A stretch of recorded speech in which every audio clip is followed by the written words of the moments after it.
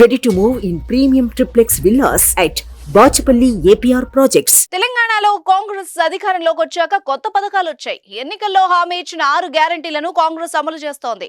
ఒక పక్క ఇచ్చిన హామీలను అమలు చేయడంతో పాటు మరికొన్ని కీలక నిర్ణయాల వైపు కూడా సీఎం రేవంత్ రెడ్డి అడుగులు వేస్తున్నారు. నిజమైన అర్హులకు రైతు బంధు అందించాలని ఆ పథకంలో ప్రక్షాళన చేపట్టగా తాజాగా రైతులకు మరో శుభవార్త అందించారు.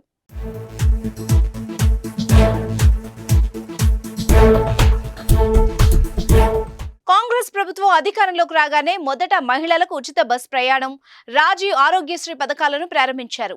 ఆరోగ్యశ్రీ పరిమితిని 10 లక్షలకు పెంచారు. ఆ తర్వాత 500కే గ్యాస్, గృహజ్యోతి వంటి పథకాలను ప్రజలకు అందిస్తున్నారు. ఇప్పుడు రైతులకు ఉత్సాహం ఇచ్చే మరో నిర్ణయాన్ని తీసుకున్నారు. అన్నదాతల పంట రుణాల్ని పెంచాలని సీఎం నిర్ణయించారు.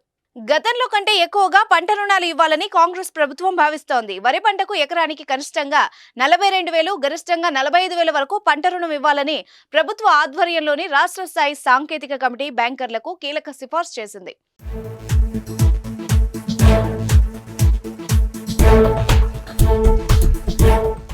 ఇక వరి తర్వాత ఎక్కువగా పండిస్తున్న పత్తి పంటకు 44 నుంచి 46,000, మొక్కజొన్నకు 32 నుంచి 34,000, మిర్చికి 80,000, పసుపు పంటకు గరిష్టంగా 87,000 వరకు ఇవ్వాలని ఆదేశించింది. అలాగే పశుసంవర్ధకం, మత్స్యశాఖలకు కూడా రుణ పరిమితిని పెంచారు.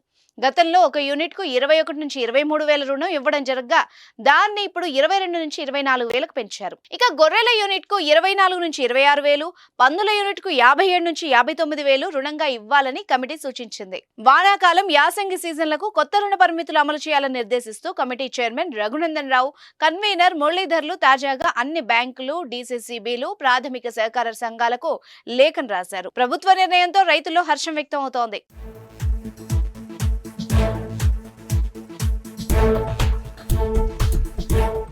సుమన్ టీవీలో మీ పర్సనల్ అండ్ బిజినెస్ ప్రమోషన్స్ కోసం కింది నెంబర్కి కాంటాక్ట్ చేయండి.